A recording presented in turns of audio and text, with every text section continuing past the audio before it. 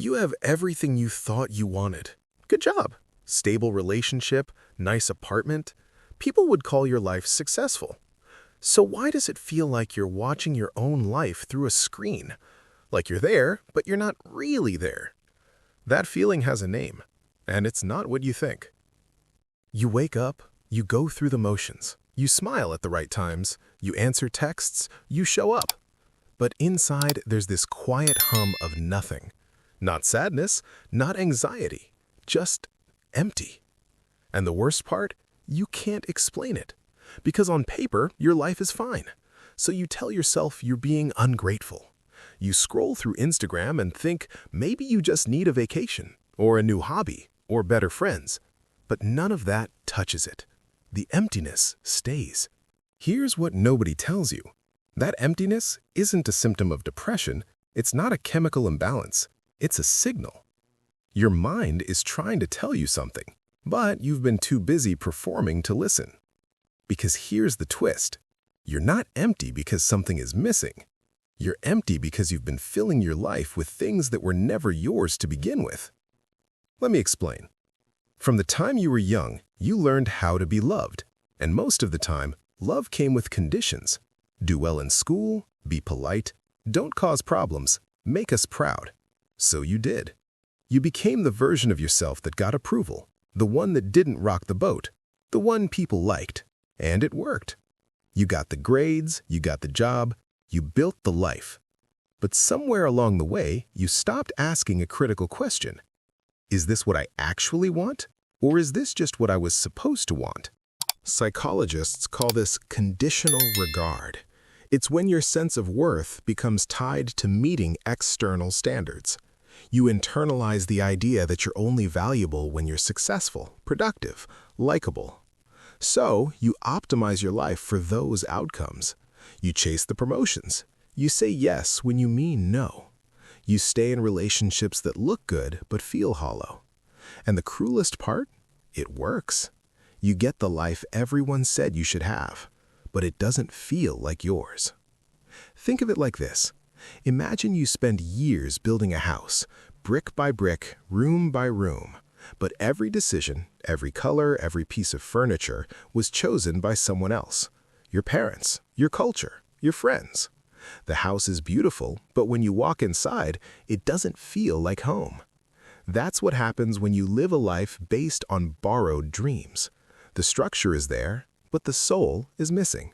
And here's where it gets scary.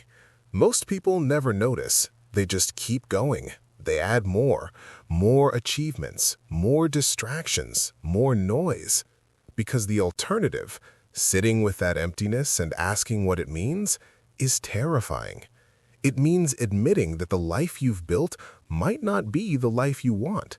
And that thought feels like betrayal, like failure. So you bury it. You keep performing, and the emptiness deepens.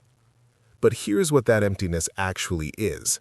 It's not a void. It's a space where your real self used to be.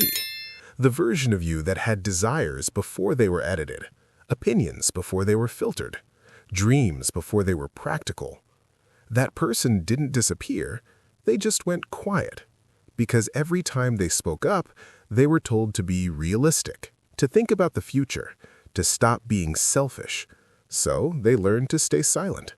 And now, all these years later, that silence has turned into emptiness. This is the cost. You lose time.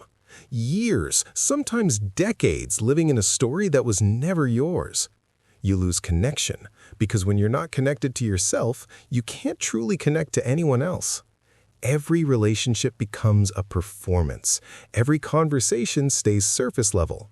You lose energy because pretending is exhausting. You're constantly monitoring, adjusting, making sure you're saying the right thing, being the right way. And you lose meaning because meaning doesn't come from doing what you're supposed to do. It comes from doing what's true. But here's the turning point. That emptiness you feel, it's not permanent. It's not a life sentence. It's an invitation to stop, to get quiet, to ask the questions you've been avoiding. What do I actually want? Not what sounds impressive, not what makes sense. What lights something up inside me? What would I do if no one was watching? If no one had an opinion? If I couldn't fail? Most people never ask these questions because they're afraid of the answers. They're afraid they'll realize they need to change everything. Quit the job, end the relationship, move across the country, start over. And sometimes, yes, the answers are big, but more often, they're small, they're quiet, they're simple. It's the realization that you hate your career, but you love teaching. That you don't want the big wedding, you want something small. That you've been saying yes to plans you don't enjoy because you think you should. The answers aren't always dramatic, but they're always true. So here's what you do. First, stop filling the silence. No more defaulting to Netflix, social media, busy work. Sit with the emptiness. Let it talk. Journal. Walk. Stare at the ceiling. It will feel uncomfortable. That's the point. You've been running from this feeling for years. It's time to turn around and look at it. Second, audit your life. Make a list of everything you do regularly. Your job, your relationships, your hobbies, your commitments. Then ask, did I choose this or did it choose me? Be honest, brutally honest. You'll be surprised how much of your life you're living on autopilot. Third, start experimenting. You don't need to blow everything up. You just need to try something true. Say no to one thing you don't want to do. Say yes to one thing you've been avoiding because it felt selfish. Take 1 hour a week and do something just because you want to. Not because it's productive, not because it looks good, just because it feels like you. Fourth, stop defending your old self. The version of you that built this life did the best they could with what they knew, but you know more now. You felt the cost. Let yourself evolve. Let yourself want something different. You're not betraying anyone by changing. You're honoring yourself. And fifth, find your people. Not the people who love the performance, the people who love the truth. The ones who don't need you to be impressive or successful or put together. The ones who just want you to be real.